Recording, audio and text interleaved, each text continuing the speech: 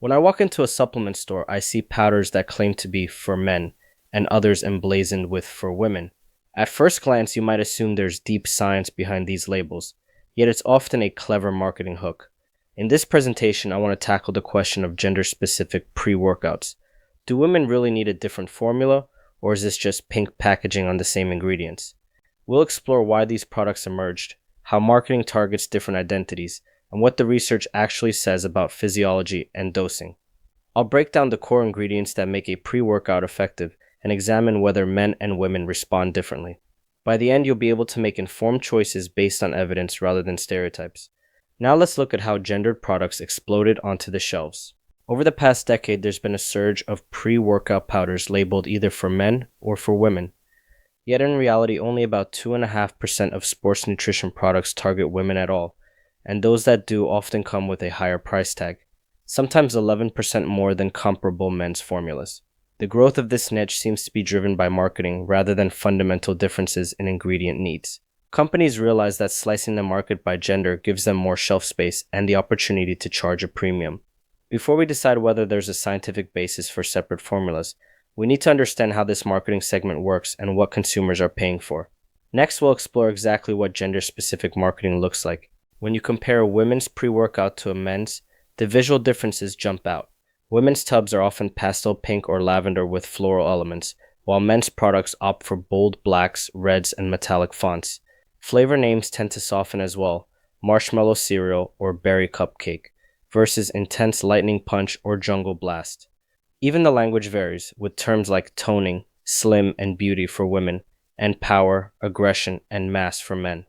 These aesthetic choices can evoke a sense of personal fit, but they have little to do with the physiological pathways of nitric oxide or ATP production. Recognizing this split helps us separate brand storytelling from actual functional differences. With the marketing stereotypes in mind, let's pivot to the science of what makes a pre-workout effective in the first place. A good pre-workout does three main things. First, nitric oxide boosters like L-citrulline widen blood vessels so more oxygen and nutrients reach working muscles, giving you that pump. Second, central nervous system stimulants such as caffeine block adenosine receptors to heighten alertness and reduce perceived effort. Third, endurance buffers like beta-alanine increase muscle carnosine, which helps neutralize the acidity that builds up during high-intensity exercise. There's also a cognitive component. Ingredients like tyrosine or alpha-GPC can support focus and reaction time. These mechanisms apply to any healthy adult regardless of gender. Understanding these categories will help us evaluate whether men and women need fundamentally different formulas or simply different amounts. Next, we'll identify the specific compounds that deliver these effects. Most quality pre-workouts include a handful of core ingredients that have been validated by research. L-citrulline is an amino acid that converts to arginine and boosts nitric oxide production, giving you better blood flow and muscle pumps. Creatine is a compound your body uses to regenerate ATP, the energy currency required for explosive movements. Beta-alanine combines with histidine to form carnosine, buffering the acidity that causes that burning sensation in your muscles. Caffeine is a stimulant that improves alertness and reduces feelings of fatigue by blocking adenosine. Finally, tyrosine is an amino acid that supports neurotransmitter synthesis under stress, helping you stay sharp during tough workouts. These ingredients work for both men and women when dosed correctly. To know if a product has enough, we need to look at evidence-based dosing. Years of research have established effective dose ranges for common ergogenic aids. For muscle pumps, studies use 6 to 10 grams of pure L-citrulline or about 8 grams of citrulline malate. To saturate phosphocreatine stores, you need 3 to 5 grams of creatine daily after an optional loading phase. Beta-alanine is most effective at 3.2 to 6.4 grams per day, usually split into smaller doses to minimize tingling. Caffeine doses are expressed relative to body weight, 3 to 6 milligrams per kilogram, taken about an hour before training. These ranges come from trials on both men and women, so they form a baseline for anyone. Rather than choosing a product based on gender, focus on whether it provides these evidence-based amounts. Next, we'll consider physiological differences between men and women, and how they might influence dosing. Men and women are not physiologically identical, but the differences often relate to body size and hormonal profiles rather than the types of ingredients needed. On average, men weigh 10 to 15 kilograms more than women, which means they have larger total fluid and muscle volumes. Testosterone predominates in men, while estrogen and progesterone play larger roles in women. At moderate intensity, women tend to oxidize more fat and men more carbohydrate. There's also a hormonal effect on caffeine. During the luteal phase of the menstrual cycle, caffeine is cleared more slowly, meaning its effects last longer. Recognizing these differences helps determine the appropriate dose per kilogram and the timing that best suits your physiology.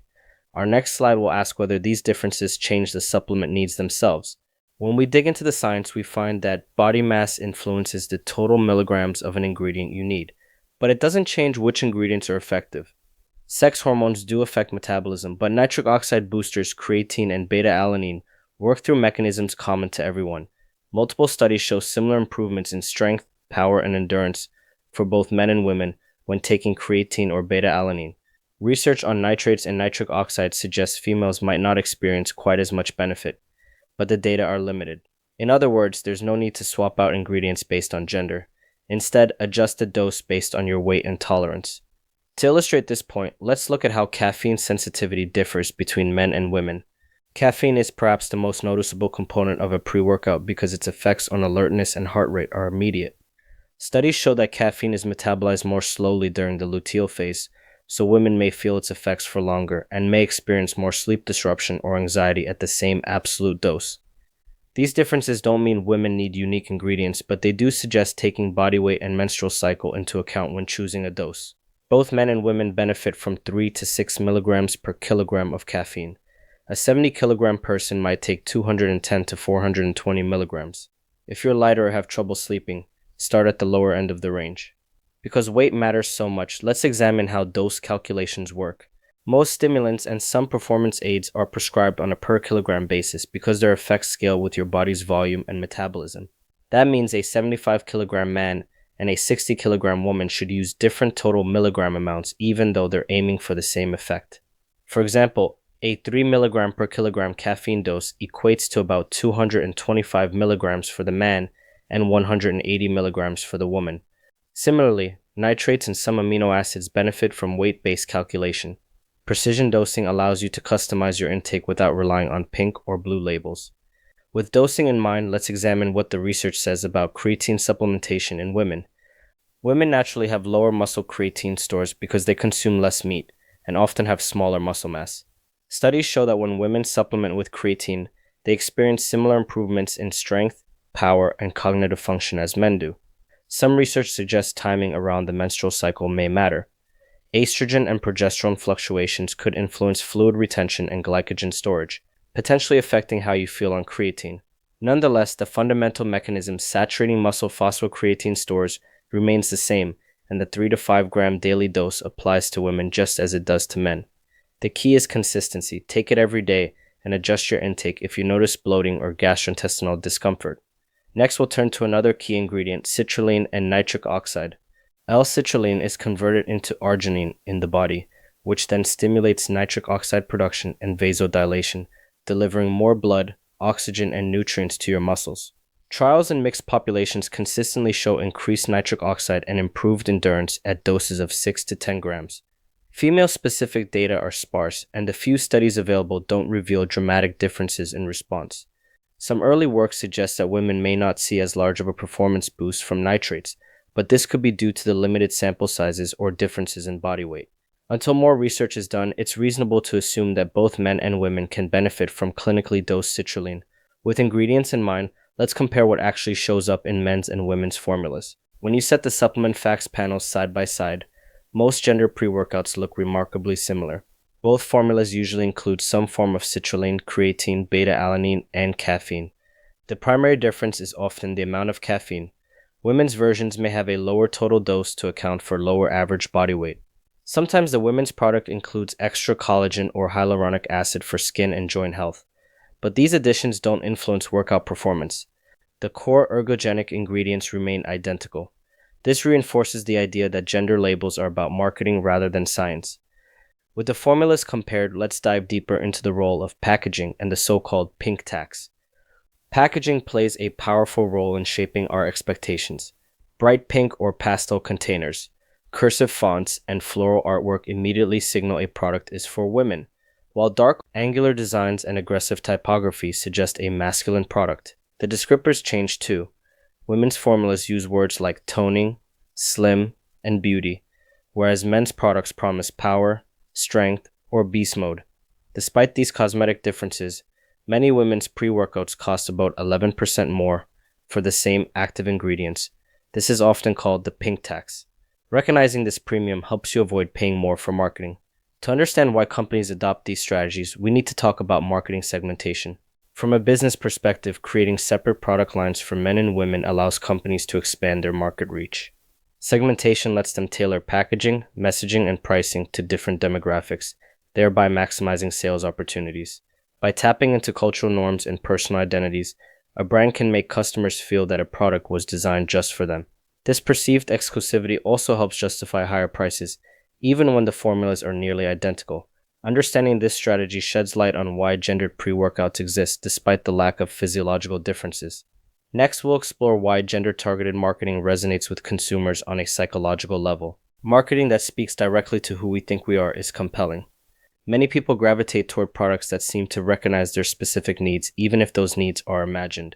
When a brand tells women their pre-workout will help them tone or stay beautiful, it reinforces common aspirations and builds trust. Similarly, products for men promise extreme power, appealing to a desire for strength and dominance. This identity-based approach harnesses the placebo effect. Believing a supplement is designed for you can enhance your motivation and performance. Recognizing these psychological levers helps you separate your personal fitness goals from the narratives that companies sell. Now we'll look at situations where physiological differences actually might matter. While the core ingredients remain the same, there are certain scenarios where individual physiology matters. Because caffeine clearance slows during the luteal phase, women might be more sensitive to its effects and need to adjust timing or dose to avoid insomnia or jitters. Body weight influences the total amount of ergogenic aids you need.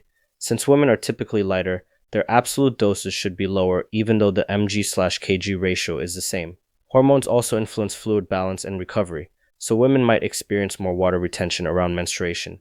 Outside of pre-workouts, women often require more iron and calcium in their diet to support health.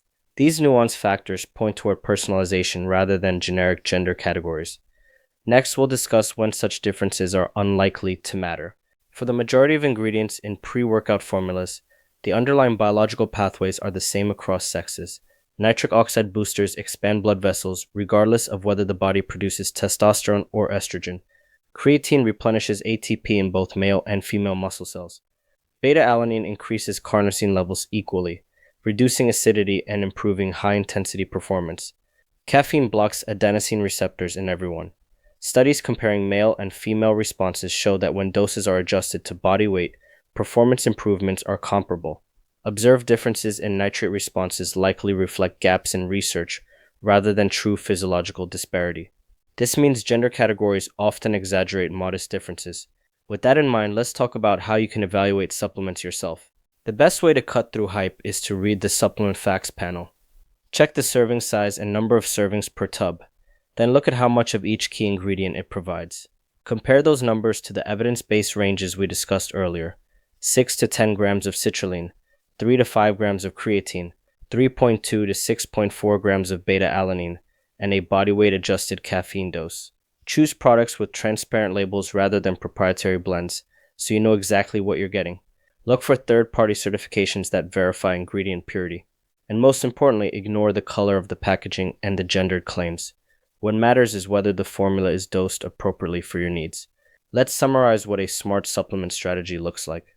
Making smart decisions about supplements starts with focusing on quality ingredients at clinical doses. Pick a product that includes the core ergogenic aids, citrulline, creatine, beta-alanine, caffeine, and perhaps tyrosine, at the amounts shown to work in studies. Adjust your intake based on your body weight, training goals, and tolerance to stimulants.